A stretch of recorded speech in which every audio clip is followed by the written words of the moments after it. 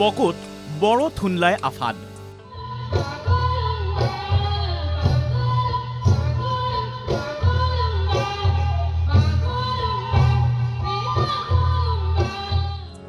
বড়ো সাহিত্য সভাৰ অধিৱেশনক লৈ বৰ্ণিল পৰিৱেশ।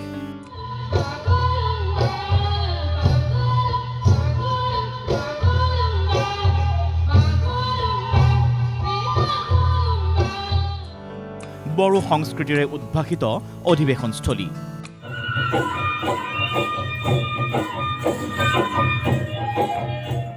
কামৰূপৰ বকুৰ গান্ধী ময়দানত চলি আছে ৬৩ সংখ্যক বড়ো সাহিত্য সভাৰ অধিৱেশন। অধিৱেশনৰ দ্বিতীয় দিনা অগণন লোকৰ উপস্থিতিয়ে জীপাল কৰি তুলিলে গান্ধী ময়দান। নৃত্য গীতেৰে মুখৰ হ'ল অধিৱেশনস্থলী।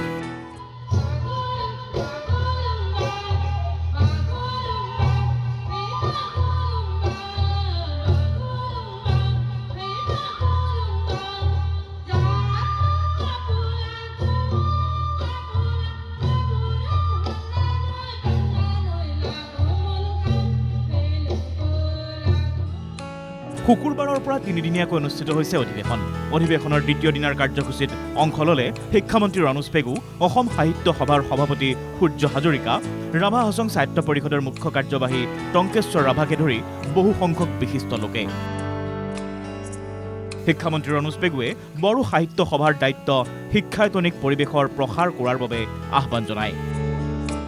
বড়ো সাহিত্য সভাৰ অধিৱেশন বকুৰ গান্ধী ময়দানত অনুষ্ঠিত হৈছে আৰু এই অধিৱেশনত অংশগ্ৰহণ কৰি মই বড়ো সাহিত্য সভাৰ সকলো কাৰ্যকৰ্তাক মোৰ ফালৰ পৰা অভিনন্দন জ্ঞাপন কৰিছোঁ। বড়ো ভাষাক এটা কথিত ভাষাৰ পৰা লিখিত ভাষাৰ ৰূপ দিয়াৰ পৰা আৰম্ভ কৰি অষ্টম অনুসূচীলৈকে অন্তৰ্ভুক্তি, এইটো বড়ো সাহিত্য সভাৰ একটা দীঘলীয়া সফল যাত্ৰা আৰু এই দীঘলীয়া সফল যাত্ৰাৰ অন্তত এটা আধুনিক ভাৰতীয় ভাষা হিচাপে বড়ো ভাষাই স্বীকৃতি পোৱাৰ লগে লগে নতুন প্ৰত্যাহ্বান কিছুমানো আছে, বিশেষকৈ শিক্ষাৰ মাধ্যম হিচাপে ইয়াক উচ্চ শিক্ষাত প্ৰয়োগ কৰা।